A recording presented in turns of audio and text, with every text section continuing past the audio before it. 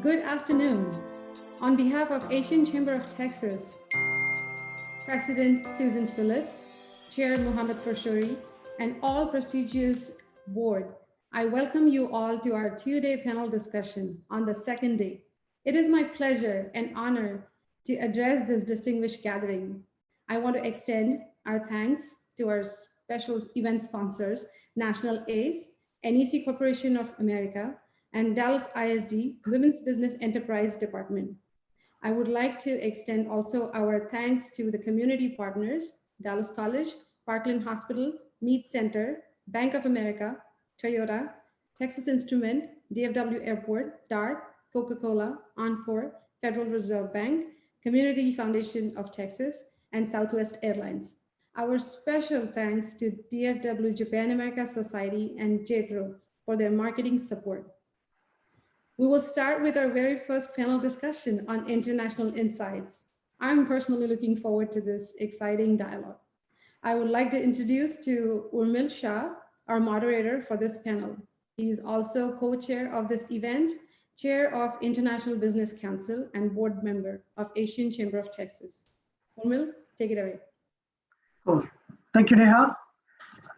Good afternoon, everyone. My name is Urmil Shah. I'm a data scientist at Texas Instruments, as well as chair for the International Business Council. I'll be the moderator for today's panel discussion on international insights.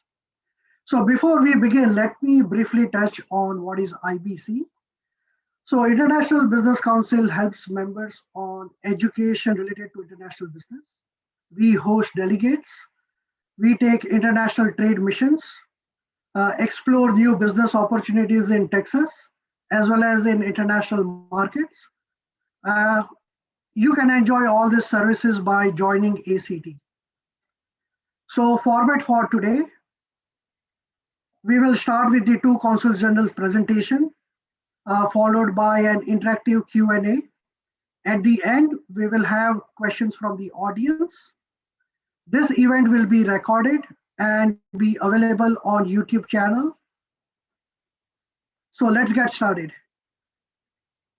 So we are very fortunate to have Honorable Consul General of Canada, Dr. Rachel McCormick, and Honorable Consul General of Japan, Hideo Fukushima-san, who were very gracious to accept our invitation and share their wisdom on current trade affairs. Most importantly, discuss new business opportunities that many of us can leverage. So I would like to give you some context before we get started. So we went on a trade mission in, I think it was 2018 or 2019, to Toronto with the Senior Trade Commissioner of Canada, Ms. Dina Santos, and also with Mr. Delon Chen. And I had the first-hand experience to witness how dynamic the system is, how different sectors, the verticals, they are all integrated together, how the different provinces across Canada, they come together and have a unified system where things can grow organically. And so I think that particular trade mission laid the foundation for this event. And I want to thank you, Dina. It was an excellent experience. And thank you for giving me this opportunity. So while we were also planning this event, right, we had great interaction with JETRO in Houston, as well as the Japan Consulate Office. And I got the opportunity to know Consul General Fukushima-san personally. And I was touched by the graciousness, the politeness, and the humility that runs deep in the Japanese culture and was clearly evident in many interactions I had with Fukushima-san. I'm honored. Thank you, Fukushima-san. So even with the global pandemic and geopolitical changes, trade must go on. Having said that, let's get started. So first we have, I'll read the bio for Dr. Rachel McCormick. She is currently the Consul General of Canada to the state of Arkansas, Louisiana, New Mexico, Oklahoma, and Texas. She was head of the Energy and Environment section at the Canadian Embassy in Washington, D.C. from 2014 to 2019. She joined the Department of Foreign Affairs and International Trade in 2004. In Ottawa, she worked in division responsible for sustainable development, energy, climate change, and circumpolar affairs.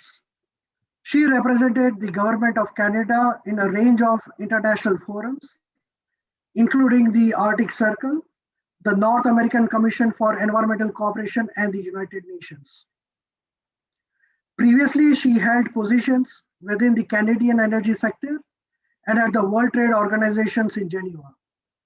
She has a Bachelor of Arts, honors in economics for land use and environmental studies from the University of Saskatchewan and a PhD in environmental science from the University of Calgary. Wow, that was very impressive. So, Dr. McCormick, is it that you wanted to become a doctor or you really liked environmental science? Yeah, no, it was from, right when I was finishing high school, I knew I wanted to do something that brought the economy and the environment together. So it was a passion for a long time, and it's exciting to still be working on that. Cool, great. So let me also have the bio of Consul General of Japan, and then we'll get started with the presentations. Consul General Fukushima has had a diverse and a globe-spanning career as a representative for the Japanese government. He joined the Japanese Ministry of Foreign Affairs in 1985. The same year, he graduated with a BA from the University of Tokyo's Faculty of Law. Seeking to continue his education, he earned his MA from the Johns Hopkins University School of Advanced International Studies in 1988. While in Japan, Mr. Fukushima served as director for the Ministry of Foreign Affairs, Climate Change Division in 2003, going on to direct the Global Environment Division in 2005, and the Public Diplomacy Division in 2007. In 2008, his career went international as he was selected to serve as for public affairs at the Embassy of Japan in the United States. Following this, he was named to ministerial roles at several Japanese embassies, including the Russian Federation in 2010, Italy in 2012, and Thailand in 2015. In Thailand, he also served as permanent representative to the United Nations Economic and Social Commission for Asia and the Pacific. In 2018, Mr. Fukushima was appointed Consul General of Japan in Houston. With a focus on Texas and Oklahoma, he works to advance and strengthen the mutually beneficial relationship between Japan and the United States. So, Mr. Fukushima-san, so I know you have traveled a lot. Do you think, where does Texas stand, right, among all your cities? Is it your favorite? Is Texas your favorite place? It is absolutely. I've been here for 2 years, and well, of course, a lot different from being stationed in Washington, D.C., which is mostly political. Perhaps Rachel might agree that this is totally different and perhaps more friendly, maybe, in a personal basis. And I really enjoyed being stationed here. Yes. And I was just reading the bio, and it seems like a coincidence that we have two champions, both from different parts of the world, on environmental science, right? On environmental issues. So you also did something in 2004, Fukushima-san, and Dr. McCormick was also the environmental head in 2003 or something. So we are very fortunate to have you both. And now I will pass it on to Dr. McCormick to go over her presentation. Thank you so much. And thank you so much for organizing today's panel. And I'm really glad to hear that you had a good time up in Toronto. It's a fantastic city, lots of exciting things going on there. And I have a great team. And I know that Dina and Dylan and others are going to be excited to follow up with all of you. Very excited, Fukushima-san, to be with you again, even virtually. We would randomly cross paths, and I agree with you that Washington, D.C. is seems like a different world than Texas in many, many ways. So I thought I'd take today a little bit of time to talk about what's happening in Canada. Obviously, the Canada-Texas connections through trade are strong already, and we see great opportunity for this region and for Canada, Canadian trade ties to the Asian market as well. We are the second largest export market for Texas right now, with $33 billion going to Canada last year, and we imported to Texas about $18 billion from Canada to Texas.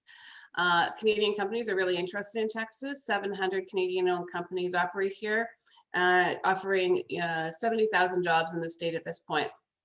2020 was obviously not the year we expected it would be, but we did have the successful coming into force of the Canada-US-Mexico agreement called the USMCA down here in the United States, which was an important step forward in a modernized North American trading relationship. And so I'll get into that a little bit as well as we go through the discussion. I'm going to share some slides, just one sec.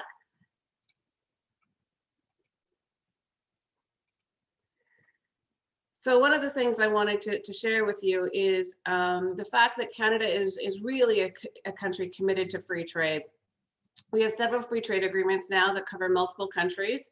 Obviously, the USMCA. We also have the CETA, which is the European Union Agreement, and the CPTPP, the Comprehensive and Progressive Agreement for Trans-Pacific Partnership, which of course is a trading bloc between Canada and 10 other countries in the Asia Pacific, including our colleagues in Japan. But I think importantly, our commitment to free trade and innovative, inclusive, and modernized free trade is an important point. And we are now the only G7 country that has a trade agreement with all other G7 countries. So altogether, our 14 trade agreements make it a useful gateway for key markets by granting US investors with substantial business activities in Canada access to nearly 1.5 billion consumers in 51 markets. So as Texas companies look about growing sales in global markets, they can look at Canada and the opportunities provided by these free trade agreements, which provide preferential access to countries representing over 60% of the world's GDP. I think that the introductory remarks by Irma also talked about our innovation that's happening in Canada. And so I just wanted to flag what we're doing with what we call superclusters. And there are now 5 technology superclusters that have been created across Canada to accelerate commercialization, to solve industrial challenges, attract world-class talent, and facilitate partnerships with US companies. So these include, in Ontario, a supercluster focused on advanced manufacturing. So looking at the next generation of manufacturing capabilities using technologies like advanced robots. In Quebec, we have the artificial intelligence supercluster called Scale AI, and that's bringing the retail, manufacturing, transportation, infrastructure, and information technology sectors together to build intelligent supply chains through artificial intelligence and robotics. Third is the digital technology supercluster that's in British Columbia, so on our west coast. And that is using bigger and better data sets, cutting edge applications of augmented reality, cloud computing, and machine learning to improve service delivery in the natural resources, precision health, and manufacturing sectors. I won't go into it, but we also have an ocean supercluster and a protein industry supercluster, which is of course very relevant for folks in Texas and their surrounding states interested in the protein sector.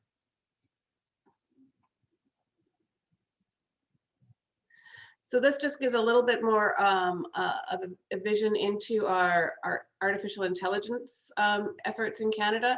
So you can see that it's actually quite spread out across Canada.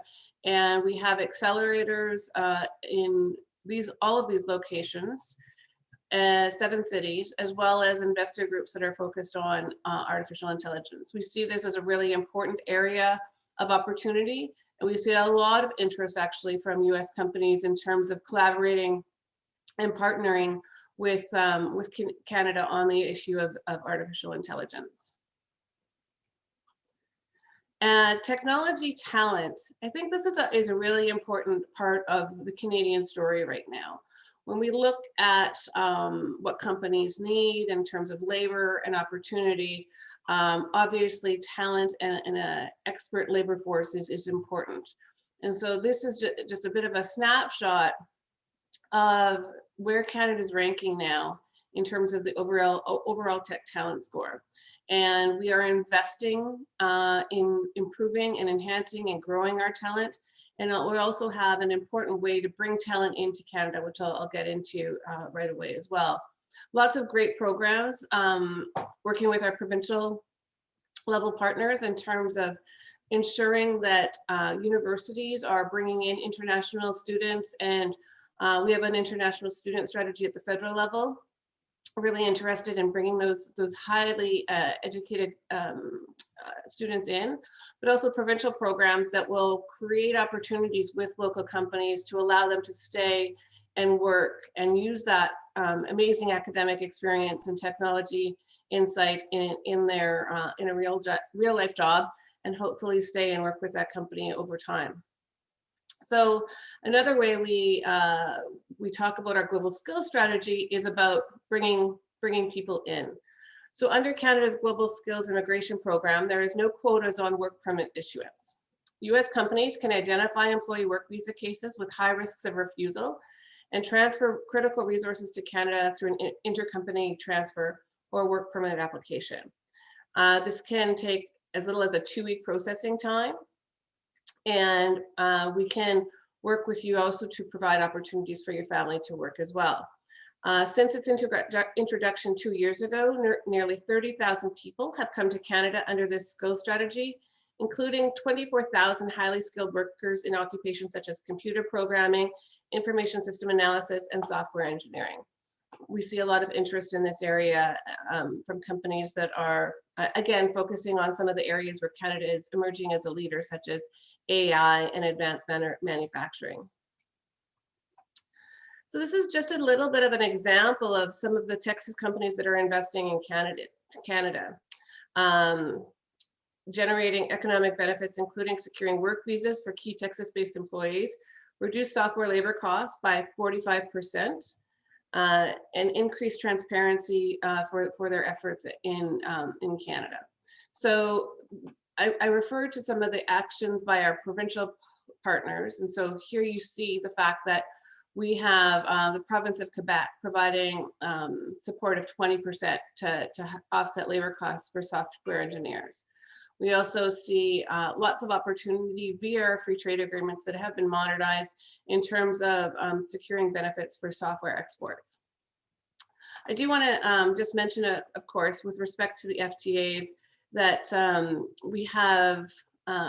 we see these as an opportunity to providing more transparency, more predictability, and more certainty for businesses. With the USMCA coming into force, of course, it's a modernized and inclusive agreement. It includes a chapter on digital, for example. On software, we have now being built into our FTAs assurance that no duties will be charged on software, as long as it isn't exported in a physical format. So if it goes virtually instead of as a CD, for example. And of course, we have the possibility for skilled workers to work temporarily in Japan along with their spouses, as long as they are Canadian or permanent residents. So that's just a bit of a snapshot in terms of what's happening in terms of the innovation ecosystem, as well as what's happening on the free trade agreement side.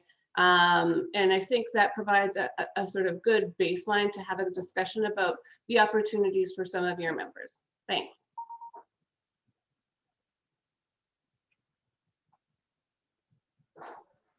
Carmel, you're on mute. All right. Yeah, thank you, Dr. McCormick. I think what you covered was a broad spectrum of topics and opportunities. And as you said, right, we will dive deeper into some of these topics as we move forward. And now I will hand it over to Fukushima-san. Take it over. Well, thank you, Amir-san. Thank you. First, I'd like to express my gratitude for allowing me to join this wonderful seminar. And also I appreciated the Dr. McCormick's presentation very well. Well, I try to share with you this, hold on a second. Is it coming out? Yes, yes, we can see. Sorry, as I said, I'm still amateur on this. No, we are all learning here. Try my best. Well, let me first, before going to the bilateral economic and trade relations between Japan and the US and Texas, I might briefly touch upon the trade framework in the region, Pacific, specifically in the Asia Pacific. And this, well, as you see, this is a quite complicated chart. And well, this really shows that the diversity of region and the countries in terms of economic development stage and the political situation. And you see down left bottom, this ASEAN countries, where I previously used to be posted before coming to Houston. And in the middle, there's Japan. We are kind of member of the all those frameworks. And on the right side, you see United States. And well, the economic trade integration efforts has taken place. Well, even dating back to the 80s when APEC was initiated, but it has been quite flexible, non-binding framework, if I may. And after millennium, those more legally binding framework negotiations like TPP started. TPP started as a party of four, like Singapore, New Zealand, Chile, Brunei, very small. But after Obama administration, right after the economic financial crisis of 2009, US really took a leadership to boost this TPP negotiation. And under that administration, the most of the negotiation was agreed upon.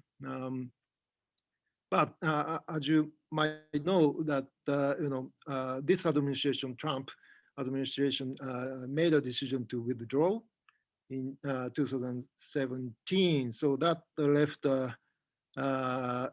TPP minus United States. Now, what we call a comprehensive and progressive TPP, as mentioned. And you see on the left side, this RCEP.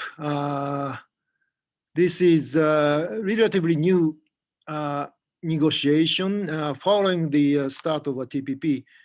That's not including the United States. And that's used to be a really ASEAN-led, ASEAN-centered negotiation when it was started in 2013.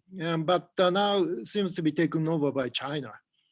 And China is really looking to the possibility that they have a sort of a counter framework vis-a-vis TPP, and trying to exercise their leadership. But at the moment, they are kind of stuck due to the rivalry between India and China. Well, now, so as I said, that we have a CPTPP, what we call TPP minus US or TPP 11. And basically the current framework was agreed upon about 1 year ago, and it's already moving on.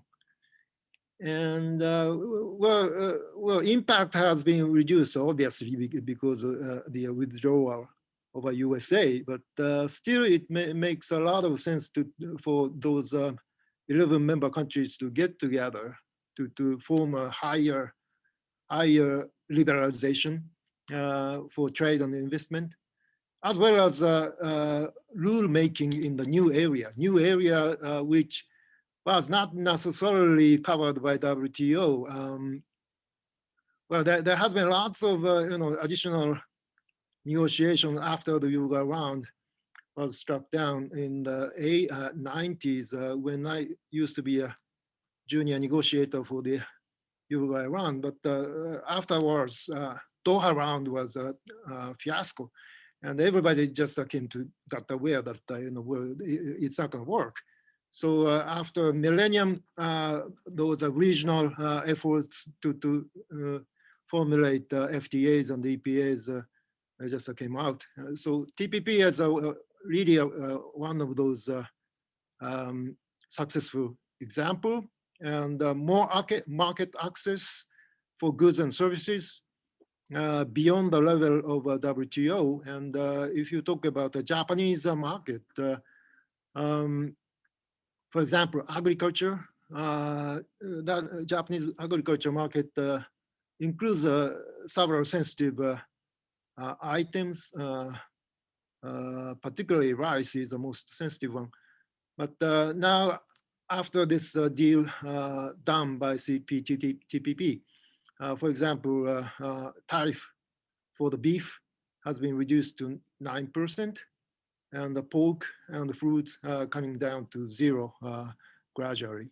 So those are the salient examples of higher market access for Japanese market. Also, important thing is the new rules for new areas like digital commerce. That was, of course, not included in WTO, and FDI, IP, state agencies. Those are the things that was achieved, and also trade facilitations, business people crossing the border more freely, and the transparency of custom procedures. So all those packages made it a lot easier for member countries to do business here. Well, vis-a-vis Japan and US, I mean, between Japan and the US, last year we struck a bilateral.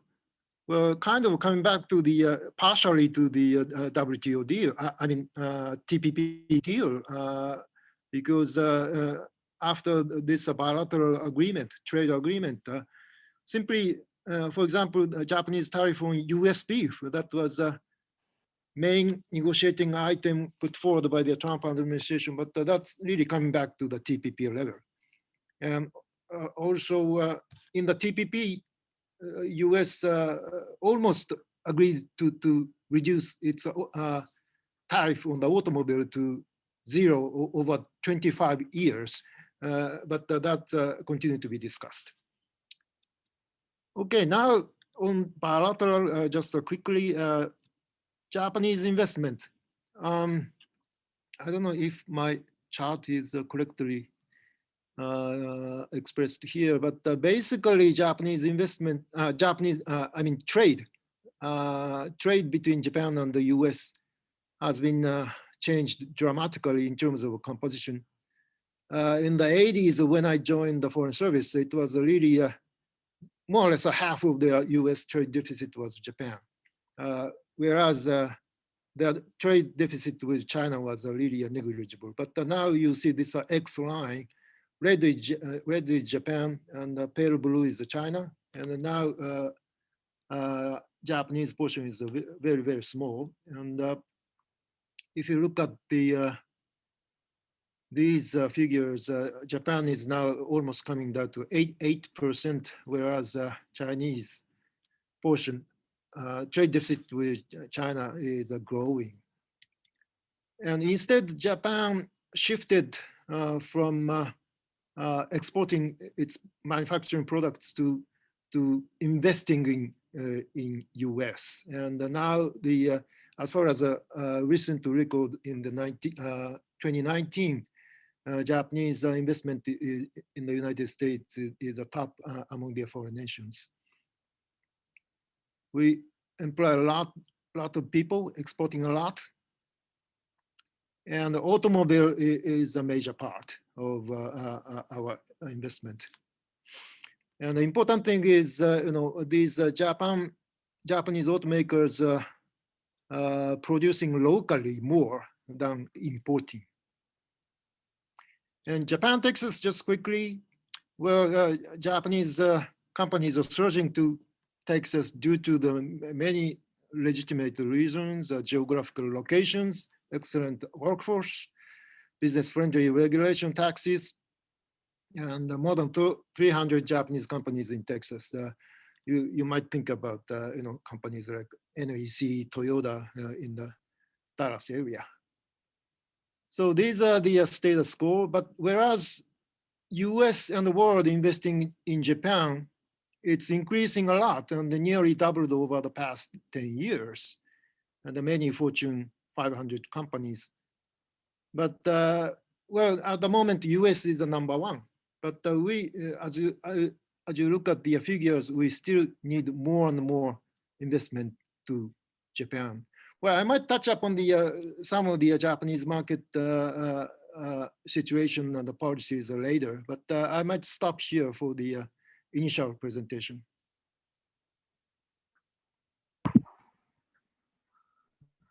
Thank you, Fukushima-san. I think your slides looks very exhaustive. And as you said, right, we are just touching the tip of an iceberg. So I'm sure there is a lot to cover. So let's get started with the Q&A.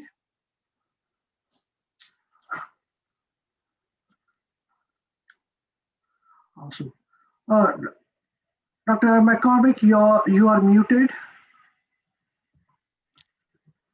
Here we go. Okay, there you go. Fukushima-san, you can also unmute. I know it's okay. So I think the first question is for Dr. McCormick. How is the government of Canada responding to global pandemic? Sure. Obviously, just like people in Asia and the United States, we have communities and families and businesses that have had real challenges. I'll focus, we have what's called the COVID-19 Economic Response Plan, and that includes support for individuals and families. So there's something called the Canadian Emergency Response Benefit, which provides financial support to individuals that are no longer able to work because of COVID-19. They have some special support for people that are in critical or more difficult situations as well. For businesses, we have some important programs, such as there's an emergency wage subsidy program. So the government is covering a portion of wages for eligible employers so that they can rehire employees and avoid layoffs. Extending work sharing programs, so encouraging work sharing so people are getting to work in a safe way. Creating new jobs for youth as well as students through a series of programs. But some of the bigger programs is we have an emergency interest-free loans up to $40,000 for small businesses and not-for-profits. And that's being implemented in collaboration with Export Development Canada.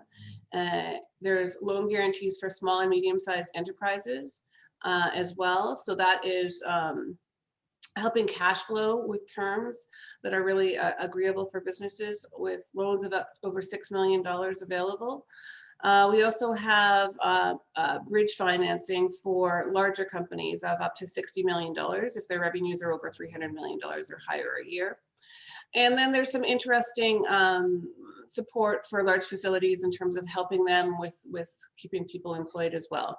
And then there's specific support by sector as well as for our diversity communities. So for women entrepreneurs, for example, there's $15 million in funding through what's called the Women's Entrepreneurship Strategy to help them facing hardship through the COVID-19 pandemic.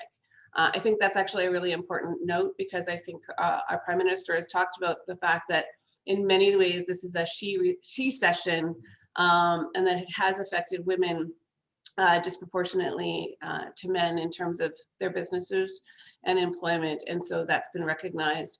But supporting businesses, Indigenous businesses as well. So really, there's a wide swath, but we're working hard to try to get people back to work, and also keeping our border with the U.S. open.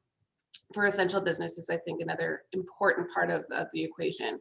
So our border has been closed since March. So there's no non-essential travel, but we have identified essential travel for our critical supply chains that are so highly integrated. And so we're working hard to make sure that that movement of goods and services continues, and it has really worked well.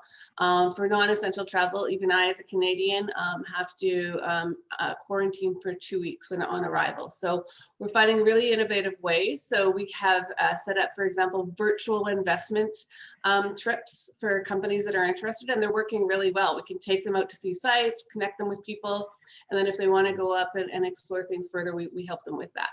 So that's just a bit of what we're doing. Cool. Awesome. Thank you. So for Fukushima-san, right, same question, right? How is the government of Japan responding to global pandemic? Yes, thank you, thank you. Well, as I heard, many of the policy measures taken by the Canadian government is pretty much similar to the what is done by Japan among the developed countries. But I might, well, if I may, I have a few slides here also. Sure. Go ahead. Let's see.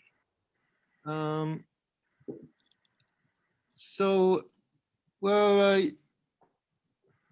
under the COVID, if you look at the this graph, infections by countries, impact stricken by COVID on Japan has been relatively low in terms of the numbers of people who have been hit compared to the other countries more severely hit. But if you look at the graphs on the left side, in terms of the negative impact on the GDP growth foreseen, it's more or less the same. Well, regardless of the number that who are impacted by COVID, Japan still expecting that the sizable downturn, -5% of GDP growth for this 2020. So that's our expectation. And well, we are trying to carry forward more or less a similar measures as explained. Well, basically, by the way, we had new Prime Minister of Japan has sworn in just several weeks ago. His name is Mr. Suga, and in the UN General Assembly, he made a speech explaining his position tackling this COVID-19, and basically in this UN forum, he was talking about the Japanese international measures to help support developing economies recovery, because as we know that they are the ones most severely hit. So providing a 4.5 billion over the 2 years to support those countries' recovery, and particularly helps Japan helps developing vaccines and medical systems internationally in collaboration, partnership with the other countries like United States. And also in the longer term, accelerate efforts towards implementing SDGs. Perhaps I might come back to that, but the SDGs are becoming more and more focused, more and more important, given that we really need to boost the resilience of a socio-economic system of the world, given this crisis. So that's a thrust of new PM, Prime Minister of Japan.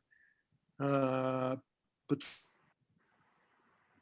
he didn't forget to talk about the Olympic. That's well, that's still named Tokyo Game 2020. Given that we really think that's carried forward version of this 2020 game. So it was postponed to the summer next year. And his government is determined to host games as proof that humanity defeated the pandemic.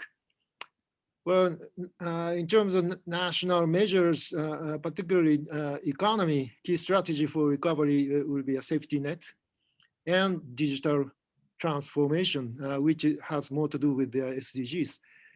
But stimulus package from Japanese government to the economy, in terms of share of GDP, that seems to be ranked top of the world.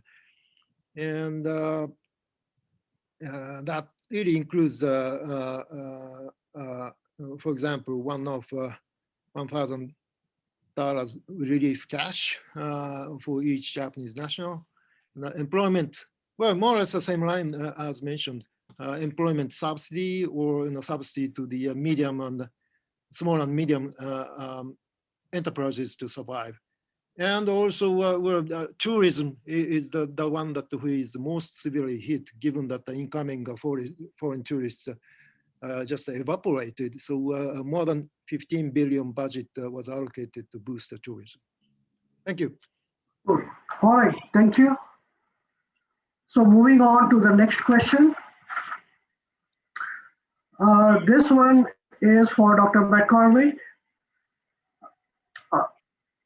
So previously we knew NAFTA, right? NAFTA was known for a long time, and now we have USMCA. So what are some new opportunities with USMCA that were not part of NAFTA? So can you expand on that? Sure. Well, I think, I always say just to start is that NAFTA, the trade amongst NAFTA countries increased almost fourfold in the time it was in place. And so that created a huge regional market. And what the USMCA does, first and foremost, is it maintains that tariff-free access for over 99% of goods for the world's largest regional market. And I think the other part is that businesses, in addition to needing a market, definitely need certainty. So it has a very strong dispute resolution system.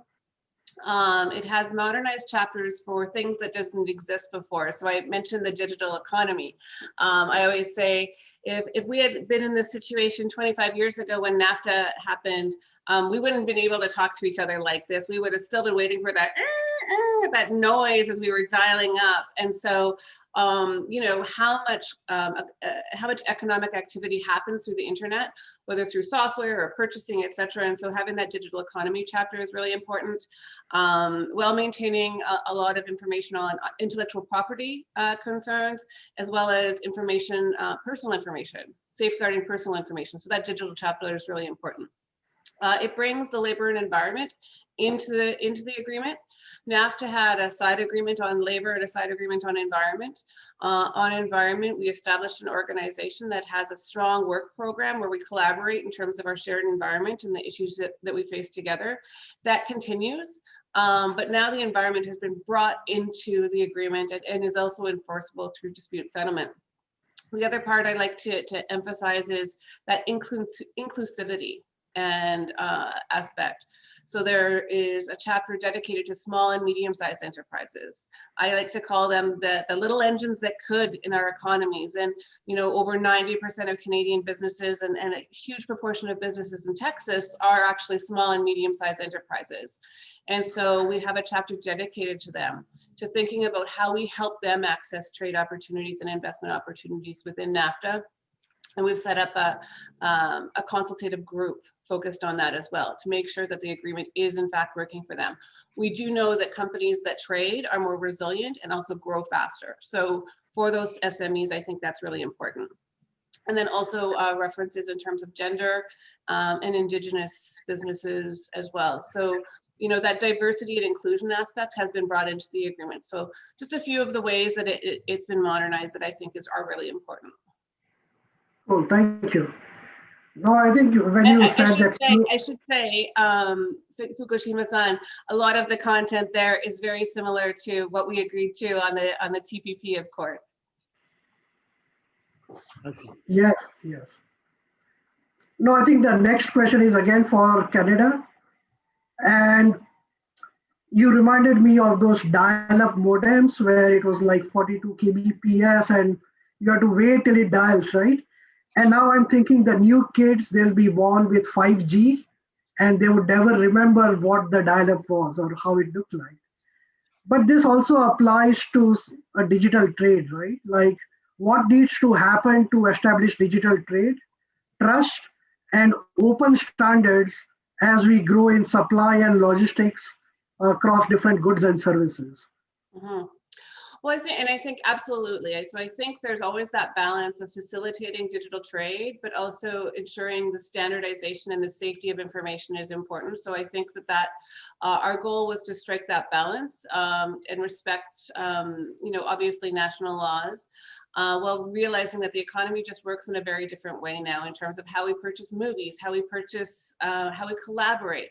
And when we think about some of the things that are happening in Canada and that Texas businesses are really interested in terms of software development or AI, a lot of those things, that backend, that data management, that cloud computing, where we've established these superclusters in terms of innovation, a lot of that happens digitally. A lot of that is content that can happen, activity that can happen virtually. So for companies that are investing in Canada and taking advantage of that, that actually contributes to their North American content as they access, including as they access other countries via Canada. Cool. So I think the next question is for Japan. What are general strengths of Japan for foreign direct investors? So if I would like to invest in Japan, what are some opportunities? Okay. Well, again, I might come back to some of the slides.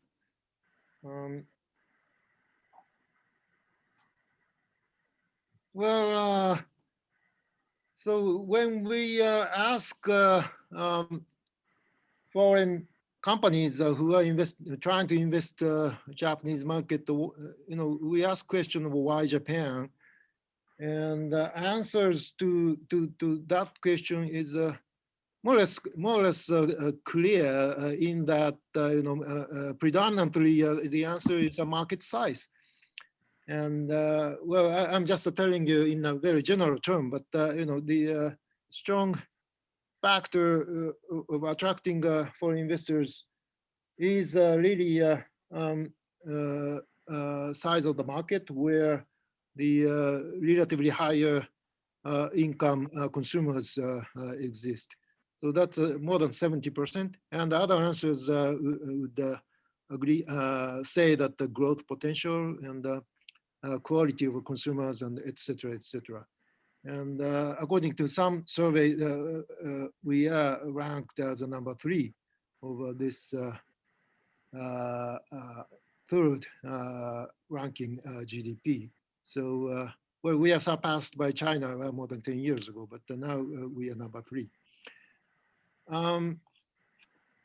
Other indicators might include, well, this is indicative, but for example, market size. Well, all those are growing growth industries that tend to enter Japanese market, given the size and the quality of market, like medical equipment, market size of medical equipment, number 2. And e-commerce, and also ICTs. So all those industries where more and more growth is expected.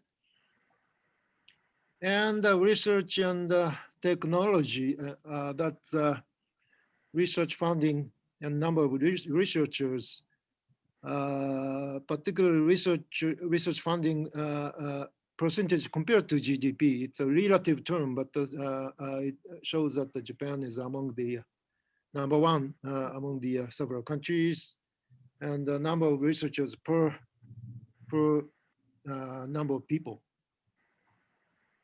Skilled workforce, quality infrastructures, including land and sea, including bread train and so on. That's ranked pretty much top. And general environment for competitive business. According to some survey, that the Tokyo and Osaka is ranked among the top 10 of the most livable cities. There are many kinds of such surveys, but if you talk about the safety, it's really constantly Tokyo is ranked #1 and Osaka #3. You might want to know the #2, that's Singapore. Thank you. Cool, thank you. Fukushima-san, it looks like that we need to take a trade mission to Japan. Yes, please, by all means. Yes, you need to join, maybe for Olympics 2020. Sure, definitely. I need to interject what we had. A question came in, and I think since we have 10 minutes left, I want to make sure that I take one of the questions from the audience. And the question is, can you please comment about what are the main challenges for Canadian and Japanese companies coming to DFW to do business in terms of talent, training, etc. in the near future, besides the impact of COVID? So basically, what are the impacts, right? If the foreign companies wants to start a business in Dallas or Texas, what are some of the challenges they are facing in terms of getting skills and other stuff? Let's start with Canada first. Sure. I think that we have, like I said at the beginning, we have over 700 companies operating in Texas. So there's lots of, there's a strong foundation to build on. We have a strong Canadian investment ecosystem here. Lots of interest as well. I do think that obviously COVID has created some challenges. I think that there are some limitations in terms of visas now that are a challenge for some companies as well, in terms of that workforce and what who they can bring in or bring across from a Canadian company. So I think that that's part of it. And I think, depending on the area of investment, it's, making sure you have access to the skilled labor force where you want to be located. So I think it's actually a very similar challenge that any company operating in Texas has. It's not specific to Canada. I think those are challenges that we're talking about and experiencing. Yeah. So I think maybe the user was trying to ask is how do you solve that issue? So is the Consul General of Canada, your office is the main contact for Canadian companies to come to Texas, or there are, because I know for Japan, they have something called JITRO, economic office. So, right. So does Canada have something similar? So yes, absolutely. So Dina Santos, and Delon, who went up to Canada with you, they're both part of our Trade Commissioner Service. So our Trade Commissioner Service does a great job for helping Canadians access supply chain opportunities and trading opportunities via U.S. companies here in Texas or other companies here in Texas. And then also works with U.S. companies in terms of accessing Canada, in terms of investment and connections as well, collaboration on R&D, those sorts of things. We actually recently established an MOU with the Chamber in Houston in terms of collaboration across a certain number of sectors. There's lots of opportunity, obviously, in energy, but also in information technology, aerospace, and then also MOUs with universities like Rice, specific to collaboration in terms of a sector like aerospace. So those are some of the things that we're doing.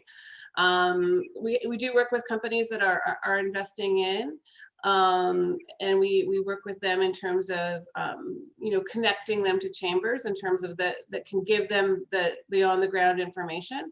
But we have an amazing team, I have to say, that works with facilitating those trade and investment connections between American companies and Canadian. No, I agree. I can vouch for Dina, right? So you got the best person in place. So Fukushima-san, would you like to comment on that question? I totally agree with the several points just referred to by the Rachel. In terms of the some points to be taken into consideration, but generally speaking, that we Japanese companies trying to trade and invest in Texas is quite happy with the how they are dealt with by the state, how they are dealt with the community, and how they are dealt with particularly by the economic development, Texas economic development. Go Big Texas, they are the ones who are really helping a lot with those foreign companies and telling supporting in all accounts. And also, as just mentioned, our organization JETRO is also helping a lot. So we are not we are mostly happy with such a state of play. Cool. Okay. All right. So let's move on to another question. This one is for Canada. US is not part of CPTPP. How can US business take advantage of CPTPP to gain access to Asian markets? Sure, absolutely. And I think this is an important opportunity that we talk a lot about with our US counterparts. So a US company can leverage Canada's preferred access to Asian markets by investing in Canada, and the resulting Canadian subsidiary will benefit from our participation in the CPTPP, including no duties on physical goods exported to those Asian markets and no requirement to host data centers on local servers in Asia. So, really more predictable access, I would say, to key Asian markets overall, as well as all the other elements that the CPTPP brings along with it. Cool. Okay. Global. So again, the question is back to Canada. Global integration brings its own challenges. What measures are in place for IP protection and stop cheap labor in certain countries? IP protection is a big one. Absolutely, and we're very focused on that, and we realize the challenges that exist in terms of intellectual property protections, and that's something that is really important to us. And we have negotiated and specifically addressed in FTAs, including the CPTPP and the USMCA, in terms of the expectations and also the sort of consequences of not and dispute settlement, etc.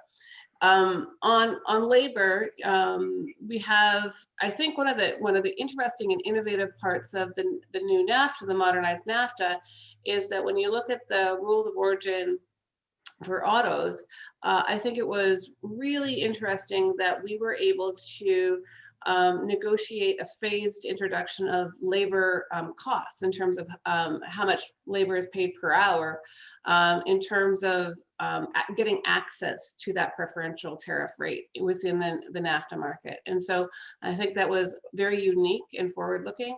And I think it's a good example of how you can be innovative within a trade agreement on labor issues. Cool. All right, thank you. I think we are almost on time, and I have like one bunch of questions I don't think we can cover, but I'll give 1 minute last question to Japan. If you can talk a little bit on technology in Japanese market. Well, you only have 1 minute. Very difficult, but although Japan is now in the process of a transformation, and particularly after the COVID, like any country in the world, that the digital transformation is really a main factor that we are pursuing. That definitely that's a particular sector that the most sought after, and there's lots of potential there. Thank you. Well, thank you. So I think I will, on behalf of ACT team, thank you. We are honored to have you, Dr. McCormick and Fukushima-san. And I think we look forward for a more in-depth discussion on these topics in future. And I'll make sure that it's not 1 hour, but at least half a day session. And I'll give it to Neha to conclude. Neha? Wow, this was really indeed an insightful discussion on international insights. I'm so thankful for both our panelists for sharing the wealth of knowledge with us today and with our audience. Really thankful for that. Thank you, Urmil. So our next actually panel discussion is almost in continuation of the earlier panel where they had mentioned about a journey to the future and what is digital transformation and what really it looks like. So I am just glad that we have these conversations in conjunction. With that, I would like to bring up our technology panel and would love to introduce to our moderator for this panel, Rushi Ganmukhi, who is the founder and CEO of Bola AI, an AI voice assistant company in the healthcare industry. Prior to Bola AI, Rushi was a research assistant at the MIT Artificial Intelligence Lab, conducting research in the areas of machine learning and language processing, and he holds a bachelor's degree and master's degree from Boston University. Rishi, take it away. Thank you so much. Thank you for having me, Neha, and thank you for having me here. Very exciting times and very exciting times to talk about digital transformation. I hope everyone's staying safe at home. Here, I'm based in Boston and still enjoying a little bit of summer weather, and I'm sure you guys are too down in Texas. Very excited to lead this panel, and we'll start with some presentations from our panelists and then jump into some Q&A, and at the very end, we'll open it up for some Q&A. So let's start with some introductions. So we'll begin with Cindy. Cindy Anderson is IBM Institute for Business Value Global Lead for Engagement and Eminence. It's a mouthful, but that's a good thing. That means you're highly successful, basically, and has been with IBM since January of 2020. Before that, Cindy was Chief Marketing and Brand Officer of the world's leading project management association with 3 million stakeholders, and was founder of a thought leadership strategy coalition. She lives on campus at St. Joseph's University in Philadelphia and has become a pretty decent cook during lockdown. Thank you, Cindy. We look forward to hearing from you in just about a second. Thanks, Rishi. Next up is Xiaolin Liu. She is a Texas Instruments Fellow and R&D Manager of TI Kilby Innovation Technology Center at the Dallas site. She's currently leading the Industrial Internet Research Initiative across TI. Before that, she was leading a group of talented researchers working on various semiconductor hardware software technologies. She received multiple external awards recognitions, which include the Special Recognition Award from the Society of Women Engineers and the National Women of Color Award in Technical Innovation. She earned a Master's of Science degree in Computer Science from Indiana University, and also holds a bachelor's degree in Electrical Engineering from the National University in China. Look forward to hearing from you as well, Xiaolin. And finally, Jay. So Jay works at NEC Corporation of America as a Senior Director of Strategic Execution. Jay has worked with Tokyo-based NEC or its subsidiaries for close to 20 years in various roles entailing strategy, general management, sales operations, and engineering. In his current role, Jay works with strategic customers and partners to deliver on NEC AM's strategic priorities in key verticals, as well as towards furthering NEC's vision of social value creation. Look forward to hearing from you as well, Jay. So let's get started. Cindy, I believe you are presenting first. Yes, I am. Thanks a lot, Rishi, and thanks everyone for the opportunity to be here today. Let me see if I can get my slides to show up.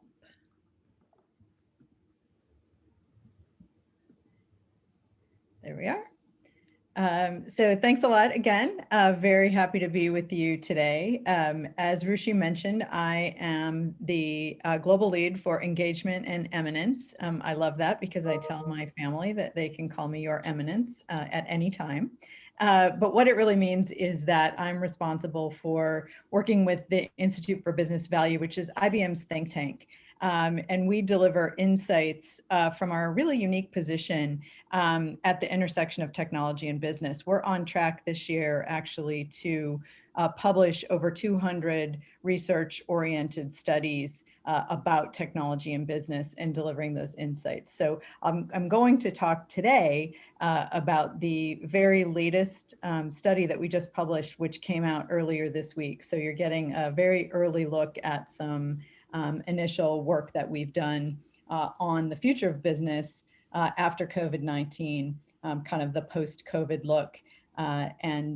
This study was actually conducted with about 3,500 executives globally, as well as more than 40,000 consumers, mainly in the US, but in the last couple of months globally as well. So I hope you'll find it interesting, and I look forward to any questions you might have after the presentation.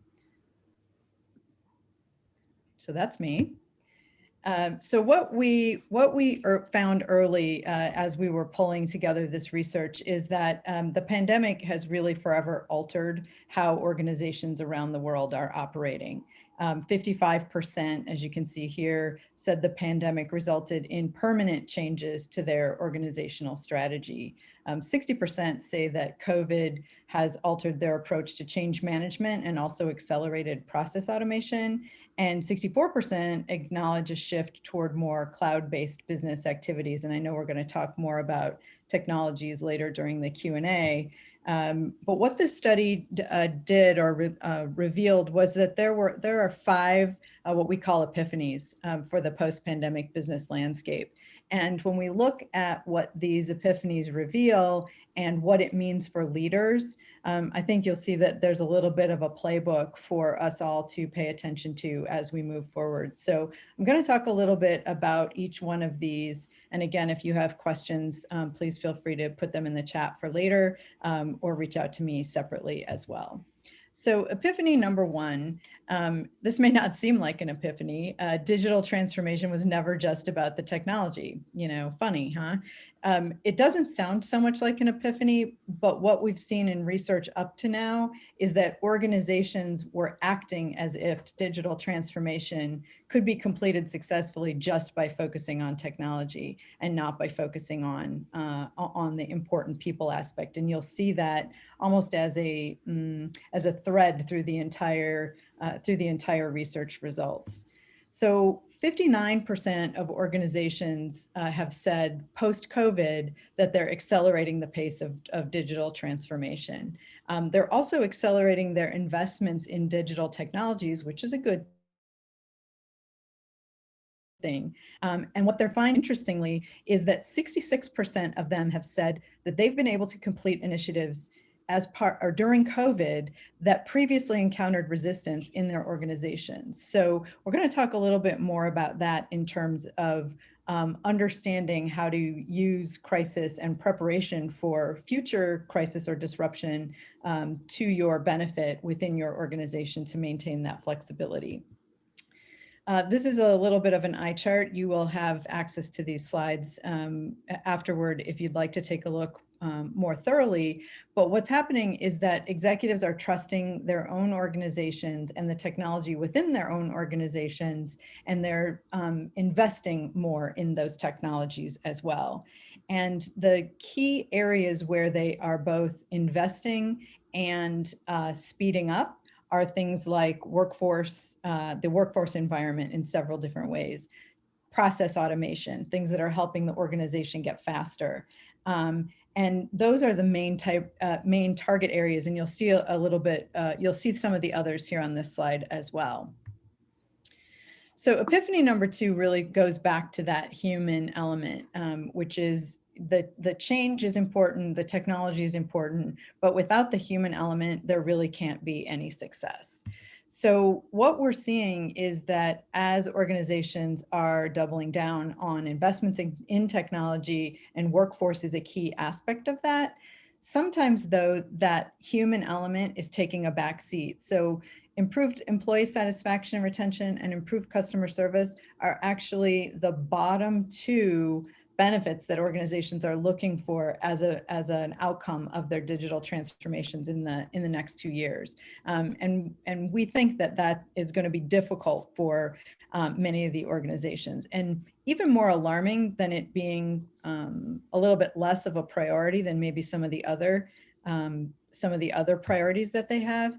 There's a huge gap, there's a chasm between what executives think they're offering their employees in terms of support for the new ways of working that are going to be required and how the employees feel.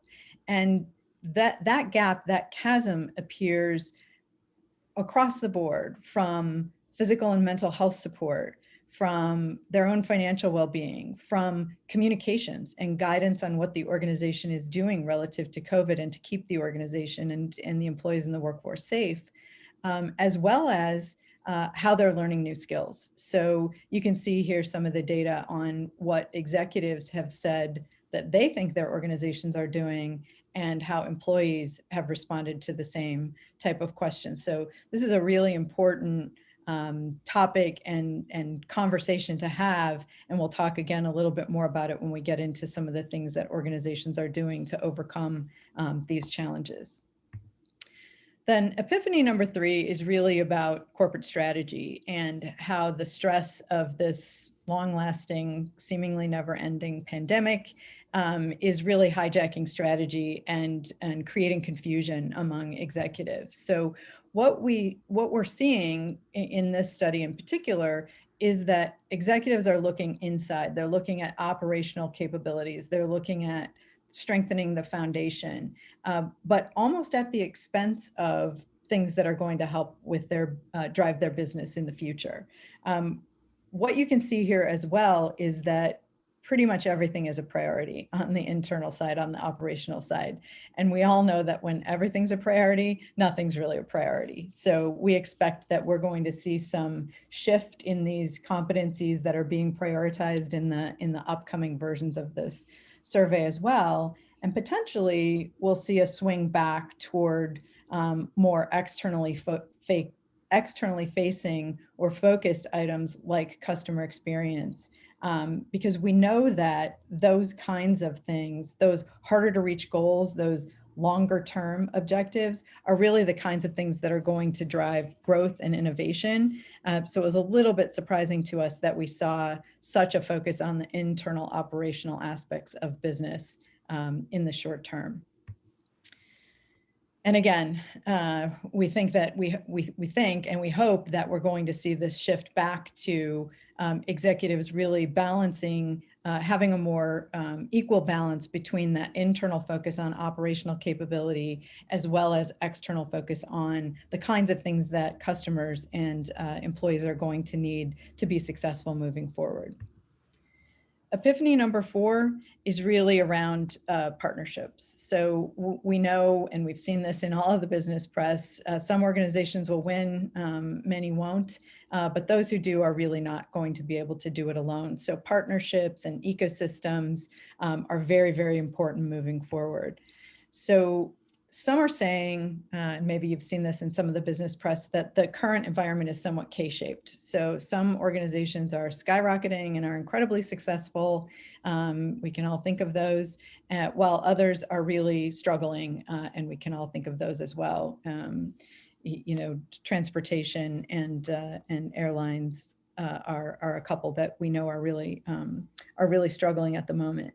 So what we're seeing from an executive priority perspective is that organizations that are developing these ecosystems, that are combining them with the ability to maintain agility and continue their digital transformations, even through the organizational complexity that is their top challenge, are the organizations that are going to be most successful. We have another series of studies that really dive into these ecosystems and partnerships that I can share with you if you're interested in that as well.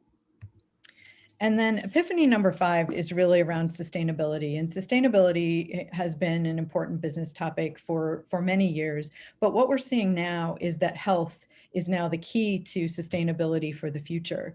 And when you look at organizations that are positioning for success, what they're looking at is implementing or incorporating care for the physical and mental well-being of their employees and of their customers, as well as caring for the health of the planet and of our society. So that's an interesting shift that might be worth talking about moving forward, and how sustainability has, the definition of sustainability has become much broader during the time of COVID. So where do we go from here? A couple of suggestions, and again, I would be happy to talk more about these in the Q&A. We think listening is one of the things that's coming out for executives very strongly, and developing those robust feedback mechanisms to close that gap between what organizations clearly are trying to offer to their employees and the perceptions of the employees that are feeling like the organization may not be doing enough. So that's one, listening and those feedback mechanisms. Developing much more flexible capabilities within the organization. I think if organizations, and we've seen this with some of the more successful organizations on the upswing of the K, that can develop strong change management, change capability, change acceptance, and even embracing change. And those organizations will be better able to deal with whatever disruption comes. One of the things that another study has shown is that executives don't necessarily know what the next disruption will be, but they all think that there will be another one in the not too distant future. So again, that flexibility we think is really important for leaders to have and to develop as they're going to take advantage of this crisis to help them prepare for the next one. And then third, I would say really to use the technology and to pair that with human capability that can automate and enhance workflows. Things like hybrid cloud, things like AI. I know we're going to talk about those later. But to use the technologies that are there, to pair those with really significant and solid human capabilities, care for the human, care for the workforce, that can really accelerate progress toward being able to deal with disruption in the future and to create something positive and lasting out of this pandemic.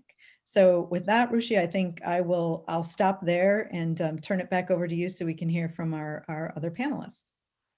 Perfect. Thank you so much. I love that you touched on the human element. I think that's something important and something that goes unsaid a lot of times. So great presentation. Thank you. Xiaolin, you are up next. Thank you. Can you hear me? Can you hear me? Okay. So I need, yeah. Maybe go to the first slide. Yeah. So since our panel is digital transformation, and we all believe semiconductor is the foundational technology for all the transformation innovations in the past years and also in the maybe next 10 years. So let's go to the first slide. And so if you press one more. So first of all, let's take a look back from the previous maybe 20 plus years. See what is what we can call it as a transformational innovation.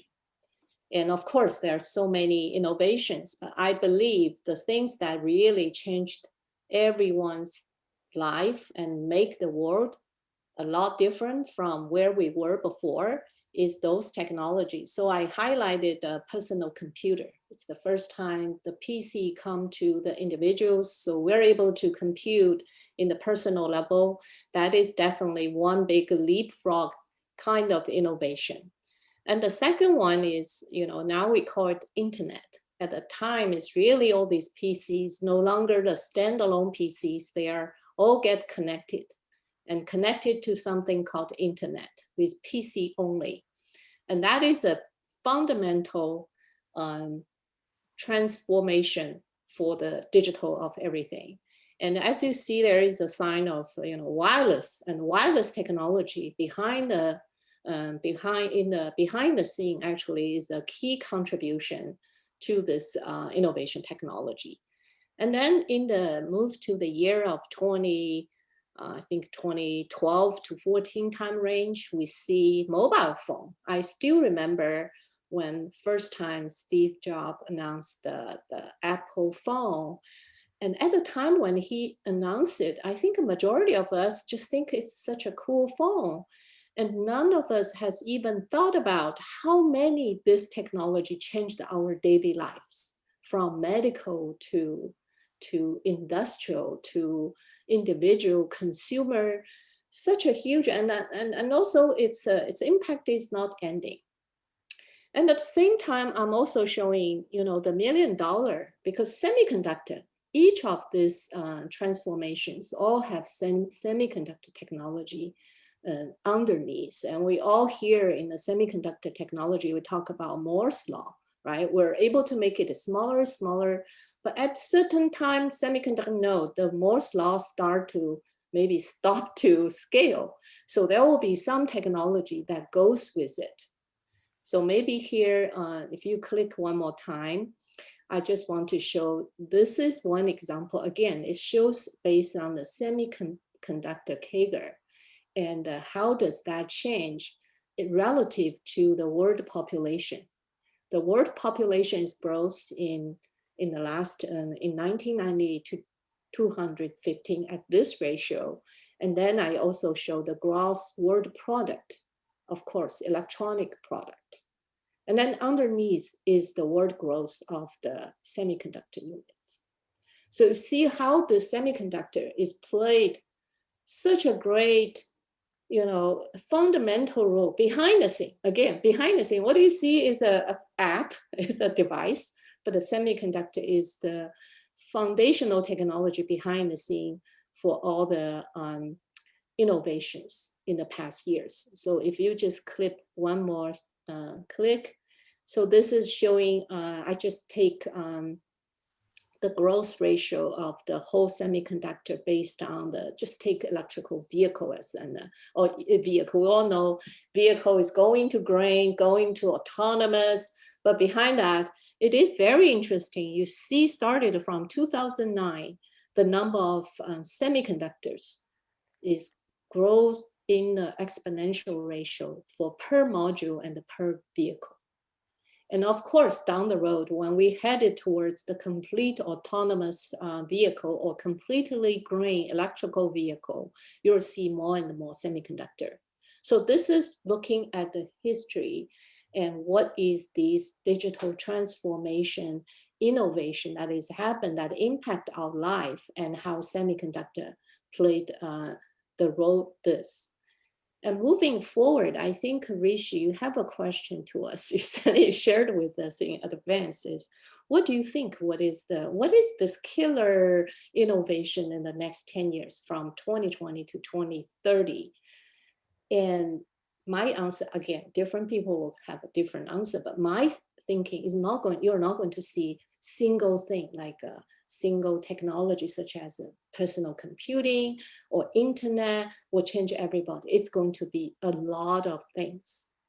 I think in the previous panel, we saw Canada, right? How many startups just on the AI by itself with different region and a different number. Why? We have so many startups. They are all targeted for next 10 years. What's going to happen, in my opinion, is smarter of everything. And it's going to impact our people's life or impact the whole world is from multi-dimensional way. So if you look at, so here I'm just showing some, we call the electronic segment and the segment in the semiconductor term. But if you look at that, it's going to impact our life and our home is going to be a smart home. And you can imagine, I think a lot of things is happening already, but you can imagine in the future, I wish when I really get into old condition, I don't have to go to the nursery home. I'll have a robot in the home, I can stay where I am. So all these are keep changing. And also smart building is getting, the key smart building right now is focus right now, in my opinion, is on the energy efficiency, first of all, how you save the energy for the whole building. Second is security and safety. These are the key factor is impact us. And look at the smart city. And I know I'm actively involved with Carnegie Mellon University. They have a big initiative actually with the government funded project called Smart Transportation. Look at our traffic light today. How much intelligence we have it today. It's almost minimal from AI perspective. We can definitely make our traffic light a lot more intelligent. So there are so many can be done in the city level, such as the gas ward leak. How many? I think I used to work on the project, which is more for the water meter. And then I just realized, standalone in India alone, there may be 60% of water is just leaked out, it's just wasted. So all the technologies we're doing here is fundamental, and we already talked about autonomous driving, right? And health with COVID, I think Cindy, thanks so much, talk about the COVID-19 and what its impact to business and also to the individual, technology versus human being. I think that we're going to face maybe a transformative innovation in the medical field. And this is something I call personal medication or personal medicine. There are a lot of conversation about that. You know, we can be monitored 24/7 with the technology we have it on how we're doing with our personal health as well as the public health. And all this and the predictive, how we predictive maintain our health versus we have to only go to hospital when something truly went wrong. And same thing for the factory. You know, today the factory, just take TI as example, we have about 12 plus fabrication facility. If something went wrong, we have to shut down our fab. That one day costs more than $1 million. Why don't we do predictive maintenance? We don't wait until something completely go wrong before we actually take action. We should. We know it is about to take, go down, then we should do. So there are just so many things. So I would say this is why some people call it Internet of Things, but it's a matter of everything surrounding us with the technology and with the human part of the people part to make it happen. So if you click for my last slide, I just want to highlight again, because I'm from semiconductor company. Again, semiconductor plays very, very critical role, just like before. And the semiconductor is because the whole world, we want the digital transformation, want to go everything to the digital, but on the other hand, everything in the world is analog, right? Our what do you see, what do you hear, what do you smell, what do you taste? They are all analog signal. And then we need to do this called sensing, which is pretty much the front end device that transfer the analog signal into digital. It's a very first step for digitization. And of course, we're facing big challenge on power consumption, right? If we wanted everything to be there, there's no power supply everywhere. So how you're able to either energy harvesting or use a battery most efficiently to get everything more intelligent. And wireless communication, I want to also mention, focus on the importance. With COVID-19, I can tell you my biggest concern is my network is stopped, so I cannot do anything. So this communication, the wireless technology, how to make it reliable, and then even in a very harsh environment, it is so critical. And not to mention, and there will be security on everything, because everything is getting more intelligent, and correspondingly, everything needs to be more secure. And I have many good examples how a thermostat connected thermostat in your home can lead into some key information leak, or somebody break through your personal information just because the thermostat is not protected properly. So this is sort of wrap. I'm sure in the later we have more time to get into the individual question. Thank you. Thank you, Xiaolin. I often, me personally, I'm a software guy, so I always overlook the hardware. But the hardware is underlying everything. And it's going to be omnipresent, just like you said. Anything that needs to be smart needs to have a chip in it. Finally, Jay, last but not least, you're up.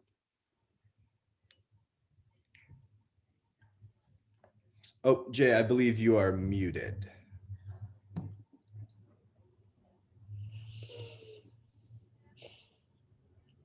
There we go.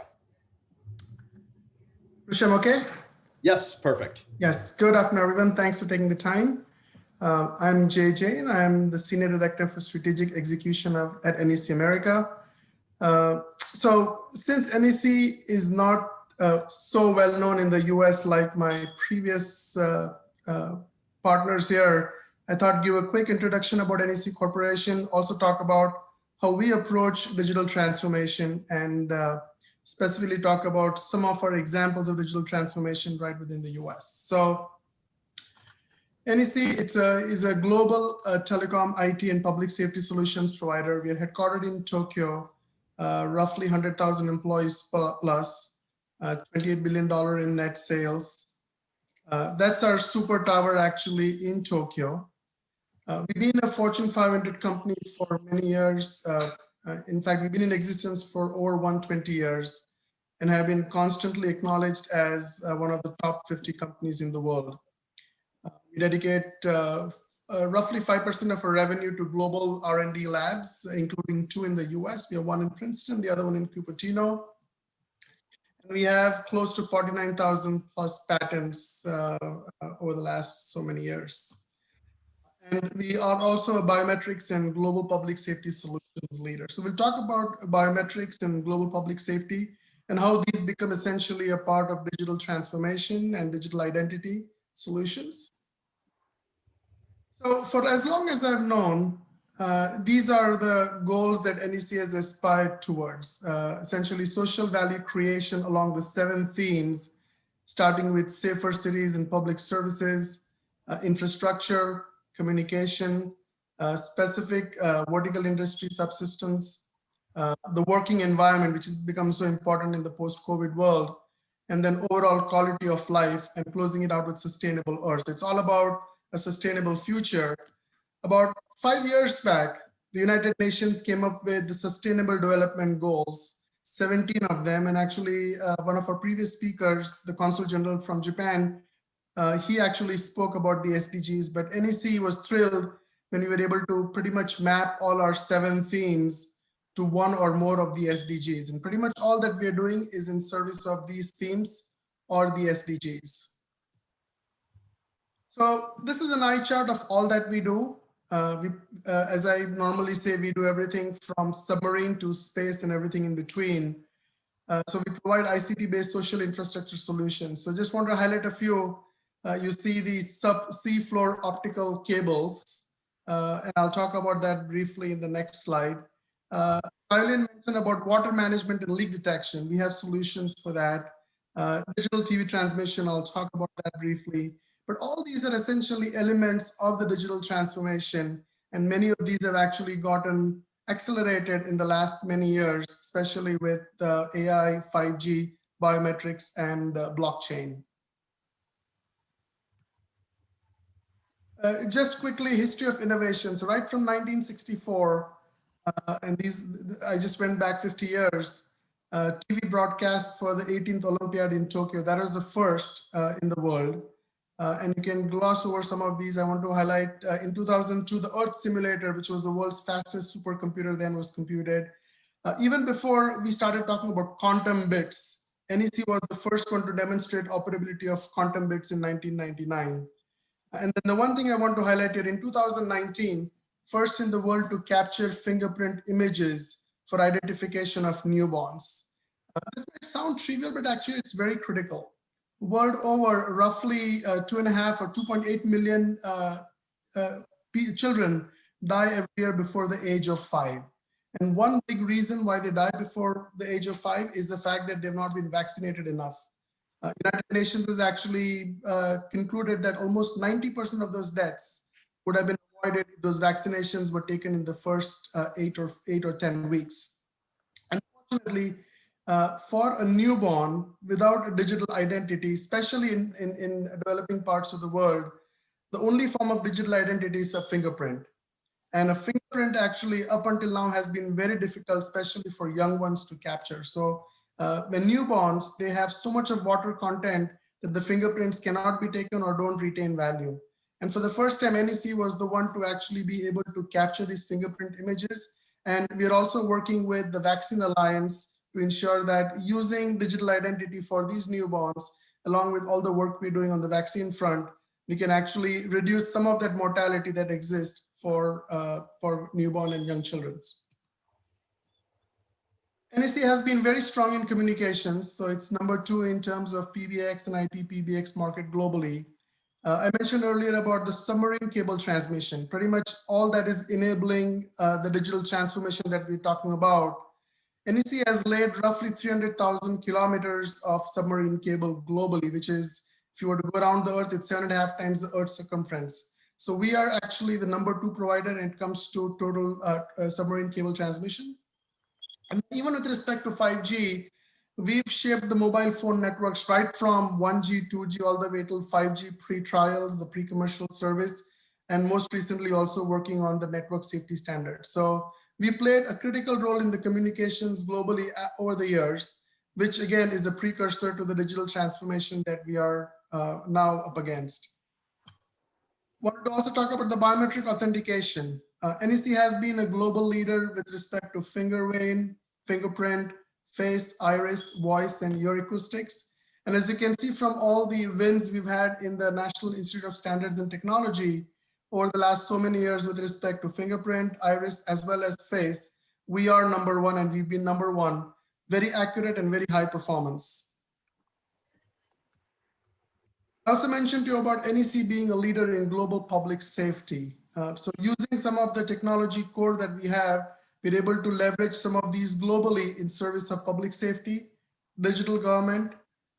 Zalin mentioned about smart transportation, NEC plays a role there. In fact, back in Tokyo, all the Suica cards, which are the prepayment cards which are used on the Tokyo train system, it's all serviced by NEC.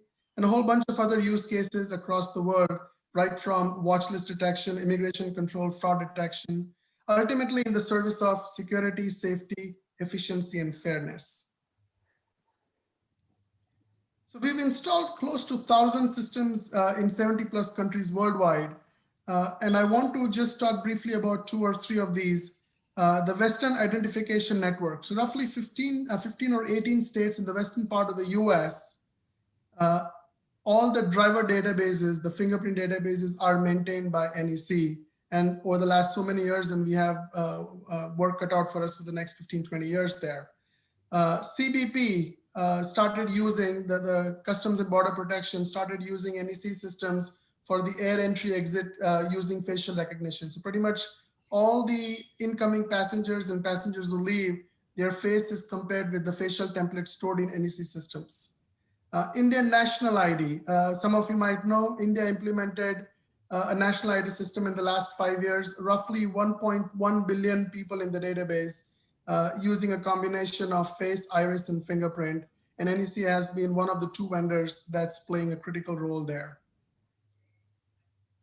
And just in terms of leveraging some of our biometrics and digital transformation framework, Delta Airlines became the first airline in the US to implement a fully digital curb to gate experience. So pretty much you don't need any piece of paper. It's just your face and everything is integrated so that you can go to the lounge, you can go through security, you can go through the backdrop and also board the plane just using your face.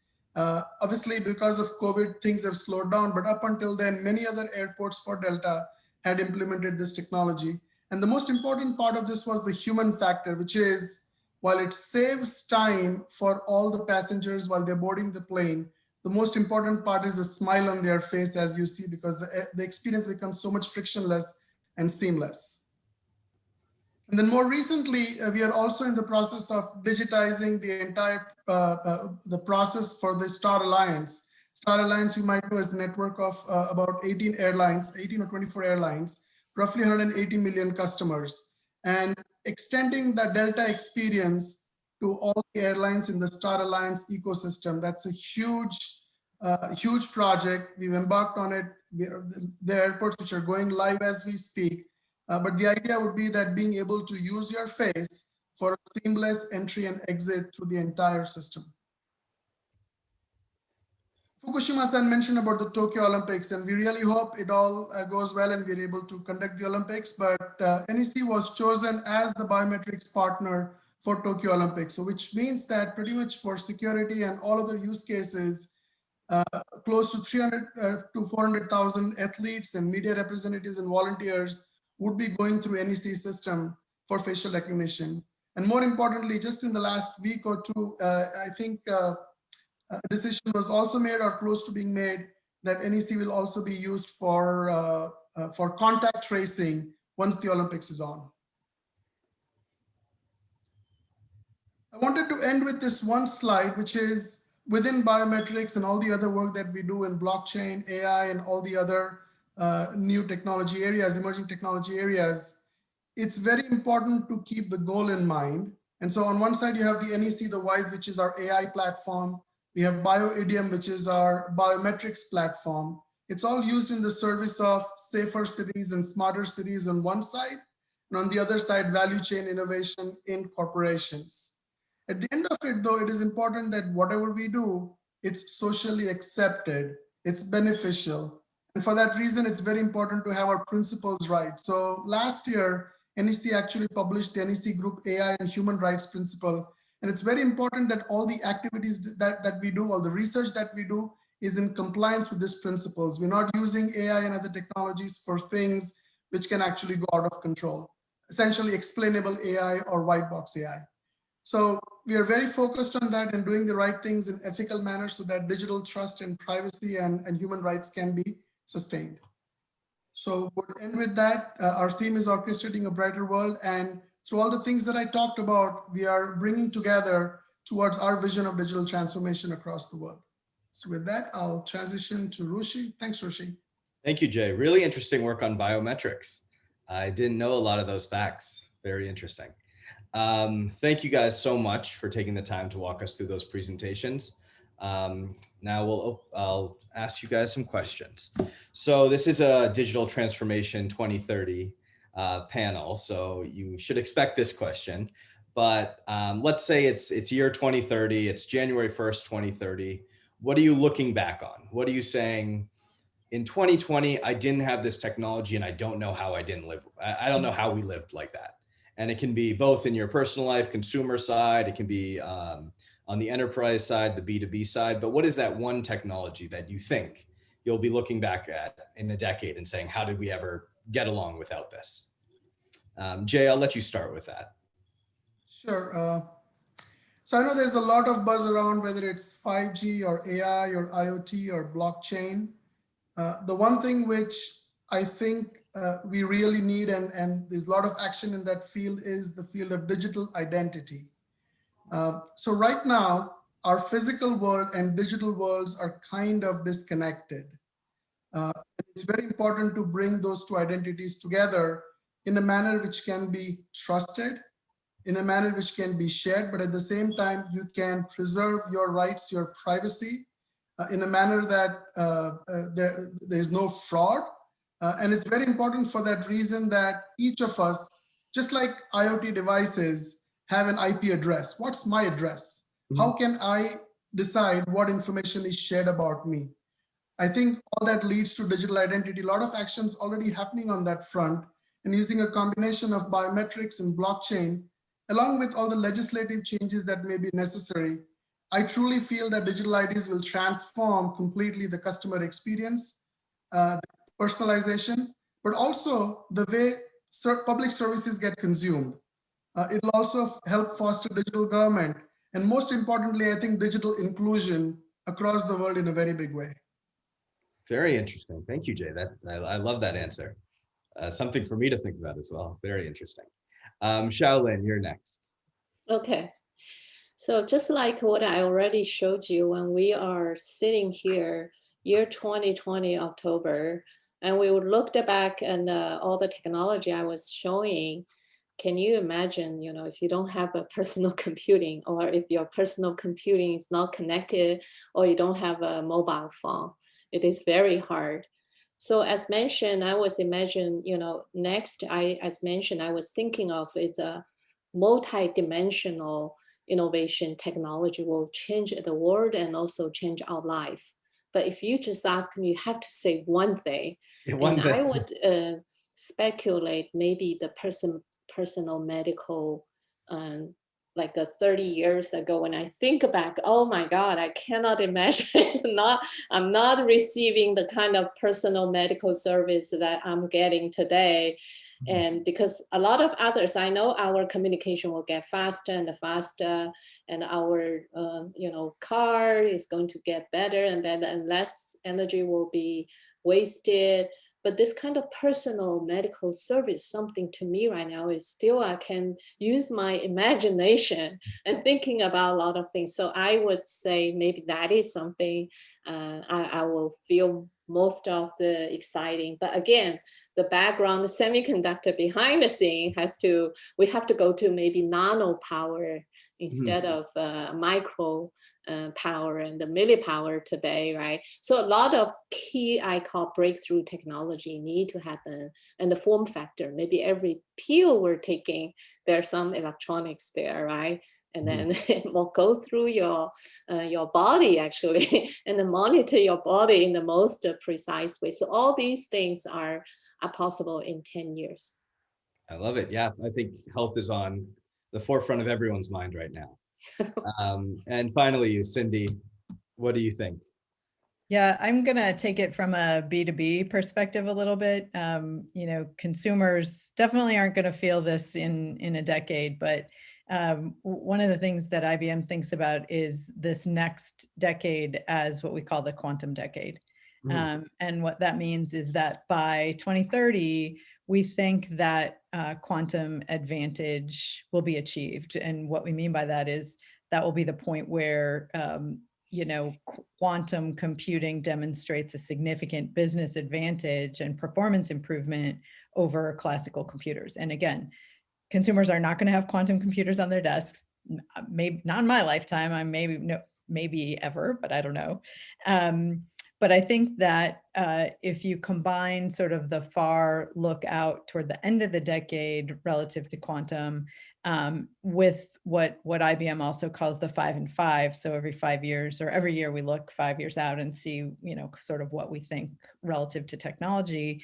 And this year, the prediction was that the accelerating discovery was kind of the prediction. So that in all ways and in all industries, that discovery and the importance or the urgency of science, I think is key. So if you put those two things together with accelerating discovery and the quantum decade, it could look something like, to Jay's point with AI and some of the other technologies, if you have a business problem, a thorny business problem that hasn't been able to be solved, something diagnostic, something, pharmaceutical, something from a forecasting or routing or network planning perspective that's just been unsolvable.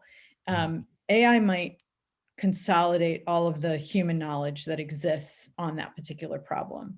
Then a quantum simulation could potentially fill those knowledge gaps and create models and hypotheses, which is where other technologies running on hybrid cloud would help sort of test those models, create materials, and then it's kind of a cycle from there. So I think that's how the two sort of, accelerating discovery and bringing that urgency of science and the quantum decade all together. I think that's what I would predict for a decade from now. I'm excited. That's going to provide a lot of greatness. Thank you, Cindy. Okay, so what blockers exist to achieve a lot of these technologies? Not necessarily the one you just mentioned, but it could be the tech is not ready and academia needs to catch up. It could be it's just simply too pricey right now. You can't do a few things at scale. It could also be, I think Jay mentioned legislation. There just couldn't be the government framework to get some of these technology done. But what do you see as the main blockers for these transformative technologies? And then how will these blockers be overcome? So Xiaolin, we will start with you. So I'm in the very lower end of the value chain, right? At the very lower end. And so first of all, I believe, we talked today a lot about AI, 5G and all kinds of, quantum computing, you name it. But really what makes the actual things will work, it's a very healthy value chain, because this is not just a single technology, it's a multiple technology, ranges from fundamental semiconductor all the way to cloud computing, or even hybrid cloud computing with software, with third-party module vendor, how to make so many innovations from mechanical, from material, from medical, bio, and also from electronics. All these has to be all together. So I personally believe, and every company, right, every corporate or business, they are all looking at investment from returning perspective, right? Is this too early to put the money in, or if it's too late? So I think have anything to make it happen. The biggest, it's not a block, it's really a healthy value chain from bottom all the way up. So every key participants or contributors in each point within the value chain, they all get a healthy return and or balance the healthy value chain to make things happen. So I think and it's not just the one company, it's not just the one technology. So how to get the corporate really truly become a real global corporate, work together with multiple technologies and to build up this strong and healthy, balanced value chain, I think it's very critical. Interesting. Thank you, Xiaolin. Jay, how about you? I think I'll repeat what I said earlier, which you referenced, which is currently globally, when it comes to laws, they get created at a much slower rate than the progress of technology. Yes. And then you have a lot of bad actors and innovation gets stifled. It's very important to have legislative frameworks which can promote innovation, but at the same time, those frameworks preserve social justice, privacy, digital rights, digital trust in an expedient manner. So that I think is the biggest blocker. And so it does require, as Xiaolin mentioned, a very good collaboration between academia, the government, and corporations. And in some cases, I would even say this is beyond that. It's not just within one country, but it's cooperation globally. So in fact, I was reading a few days back something on the World Economic Forum, and I heard the word digital cooperation between countries. So I think that's what is needed badly for any of these advances to really make meaningful progress, at the same time, not offend any of our basic rights. Agreed. Thank you, Jay. And Cindy, your thoughts? Yeah, I'm gonna go with people. Back to epiphany number one, which is, turns out digital transformation, it wasn't all about the technology. And I think the technology is critical. Don't get me wrong; it's absolutely essential, for us to move forward. But I think the blocker, and if people think about their own experience, even in organizations, is people. And at this point, it's people's ability to, manage or embrace or deal with or support change. Because it's just, we all talk about doing more with less. We all talk about, everything is speeding up and just getting exponentially faster.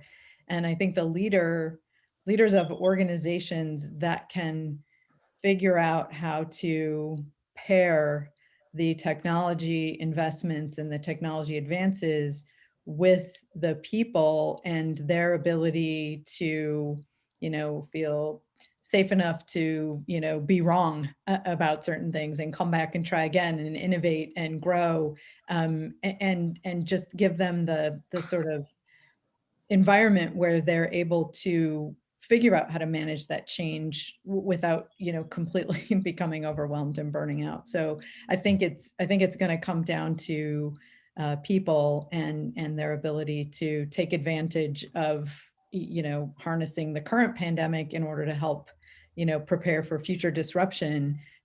Somebody said recently, never waste a good pandemic. I think it was General McChrystal, actually. He probably said never waste a good crisis, but we're in the current one. So I would say use this time, for the leaders out there to really figure out how to structure your organizations so that the technology and the people are equally balanced and they can augment and enhance each other rather than one preventing the other from moving forward. Thank you, Cindy. Very interesting. I think you all touched on some aspect of it's, we need the people, we need the teamwork, we need the infrastructure, some combination of those. So very, very interesting. I think the last question before we open it up will be, which organizations, and you can't choose your own, sorry, and I'd prefer if you didn't rotate, do you feel are doing very interesting work in transformative technologies? What's like some cool technology you saw recently that someone came out with? And Cindy, we'll start with you again. Okay, well, I was going to say IBM, because we just made this big announcement today that we're, you know, breaking up the company in favor of, you know, really focusing on the technologies that matter, cloud and hybrid cloud and AI. But since I can't use that, I will go with a company that Jay mentioned, and an organization that's close to my heart as a consumer, which is Delta Airlines. And I think the work that, you know, I didn't know, Jay, that your organization had been working with them, but Delta Airlines is absolutely amazing in terms of managing that people aspect. I mean, I feel so valued as a customer of Delta Airlines, and the experience is completely seamless. So the technology that's been implemented at Delta, it has been paired, you know, from what I can see as a consumer, extraordinarily well to enhance my experience. You know, what I read about employees is that the employee experience is there as well. So I would say that would be one that would rise to the top of my list for sure. Okay, thank you, Cindy. How about you, Xiaolin? I wouldn't be able to maybe name one company. I would just give you example. And as a semiconductor company, we have ups and downs. We usually call it like every 5 years, so we have cycle, you know, economy go up and down. And all of a sudden in the last 5 years starting there, we don't see that kind of cycle anymore. So we're really start wondering what is happening, right? The economy, we see like a very flat kind of fluctuation instead of up and down, the clear 5-year cycle. I think it's because in the company like fun, we call them fun, right? So, you know, like Amazon, Google, those companies, their weight on the whole economy becomes so large that even though we're having this economic hit under the, at least I used to call the up and down in the semiconductor, because these digital, you know, revolutionary technology changed how we purchase things, how we, you know, do, and make the economy curve look so flat.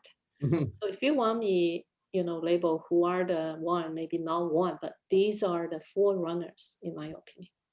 Okay, thank you. And Jay, how about you? Sure. So I've been looking at this space, and specifically with respect to this whole digital transformation. I think a company by the name of NVIDIA, they manufacture GPUs, graphical processing units. And probably 5 years back, it was mainly leveraged towards Bitcoin mining primarily. But the amount of transformative approaches that they've had to the GPUs and the applications that they've found and their customers have found are huge, whether it's AI, blockchain, cloud data centers, autonomous machines, healthcare, self-driving cars, you name it, and they are there. And most recently, they also acquired a company, ARM Holdings, and I do expect them to keep on continuing the transformative technology work they've been doing, especially in the last 5-7 years. Yeah, NVIDIA has been doing some amazing work, so great answer. Okay, thank you guys. I'm gonna open it up to questions. It looks like we already have a few audience questions. Okay, first one. With the emergence of smart technology permeating our personal lives, how can you ensure our privacy will be respected? Security breaches are concerning. I think that's on everyone's mind over the last few years. Jay, I'll let you start because I think you mentioned something along these lines. Yes. So I think besides the frameworks that I talked about, it's very important that this whole concept of digital identity takes root. And up until now, for example, you log into gmail.com, and you separately log into different service. You go to Delta Airlines and you have your Delta loyalty number, and then separately go to Social Security office and you have a Social Security number. All of us have multiple identities. As an example, if you were going to a store, let's say if I was buying beer, I need to show them my driver's ID, which includes not only my age, but also my address and my name. And they don't really care about all those information. What they really care about is only the fact that I'm over 21. So I strongly feel that whether it is for personal experience or even consuming government services, one of the biggest issues that the pandemic funds have had, the PPP CARES fund, is the amount of fraud that has happened. And that is also associated with the ID. So I strongly feel that the digital identity, if it is managed in an appropriate manner, could actually help the issues around fraud and privacy. And specifically, without going into too much technical details, you either have a federated ID where two parties come together and provide an ID, but more importantly, the direction in which the world is going is a self-sovereign ID, where multiple parties are responsible for maintaining different parts of your identity in a blockchain manner. But ultimately, you are the one who decides what information I share with whom and when. So that's the direction. And I think that'll ensure some of the concern which was raised in the question. Yeah, I'm very actually excited for those technologies to become widespread. Cindy, how about your thoughts? Yeah, I think I'm going to leave it with Jay since he's still in the biometrics business. You know, we'll look to Jay to lead the way on security and privacy for that. Perfect. Yeah, he put it really well. How about you, Xiaolin? Anything to add? So I just want to focus on the last mile security. As mentioned, everything starts to get smarter, including your thermostat, including this little teeny sensor. They all get connected. And definitely the security concern goes not just to the like a smartphone level, it will go to the individual devices as tiny as your maybe toothbrush, right? And how to get those secured is definitely a big challenge, at least from semiconductor perspective.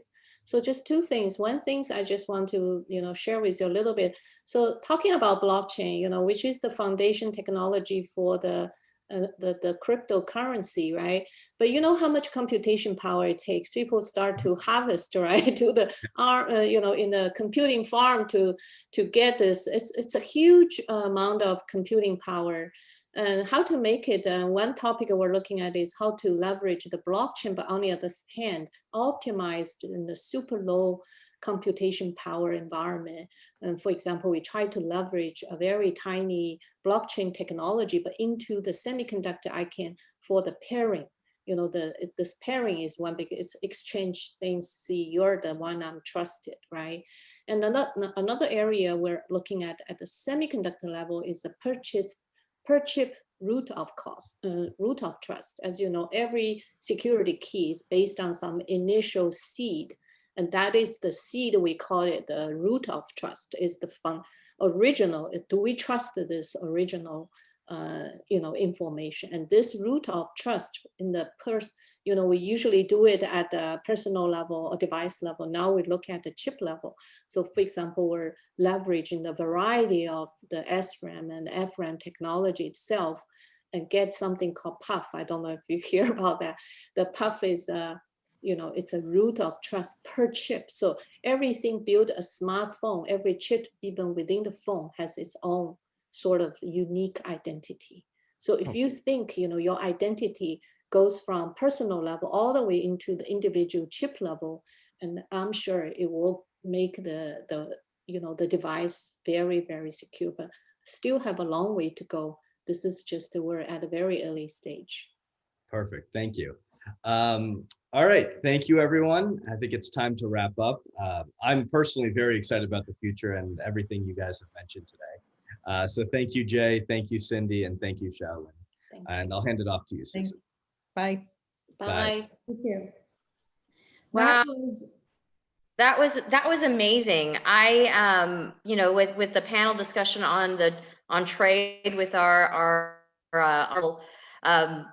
Rebecca McCormick and Honorable Hideo Fukushima talking about the trade and innovation, it's really a global platform for us to be able to engage And it's time for us to really sink our teeth into these partnerships with these different countries. And that said, you know, when we're talking about the technology emergence of digital transformation, it's time for us to really to figure out how to engage with these and share our ideas on this global stage. So this is the time, and this is perfect timing for us to start having these conversations and exchanging these ideas. So as we're closing, I just wanted to say a couple of words to thank everybody. First of all, thank you all for attending day 2 of our business conference. And thank you to our esteemed panels, of course, the Consuls General, Rebecca McCormick and Hideo Fukushima, and our tech panel, Rushi Gunmuki, Cindy Anderson, Xiaolin Liu, and Jay Jane. And I want to say a special thanks to our partners, specifically National ACE, and our sponsors, NEC and Dallas ISD Minority Women's Business Enterprise Department, for supporting this event. And a special recognition goes out to our event committee, of course, Ms. Chairwoman Neha Kunte, and event chairs, Mohammed Farshuri and Urmil Shah, and our program manager, Divya Rao. We could not have done this without you. You are the backbone of making this happen. Thank you to you guys. And in closing, I want to remind you of a couple of things that are on the horizon with the Chamber. And as far as you guys already know, this event is over, but we have another one coming up on November 19th and 20th, which is our Women's Business Conference. And you'll be seeing some marketing pieces coming through in the next upcoming weeks on that. So stay tuned for those. And if I can leave you with one thing, it's to remind you that early voting begins on October 13th, which is next Tuesday. Now, I urge you to avoid the lines and crowds and go vote early. This is your opportunity to exercise your vote and let your voice be heard. On that note, I want to thank you and have a wonderful rest of your day. Goodbye, everybody.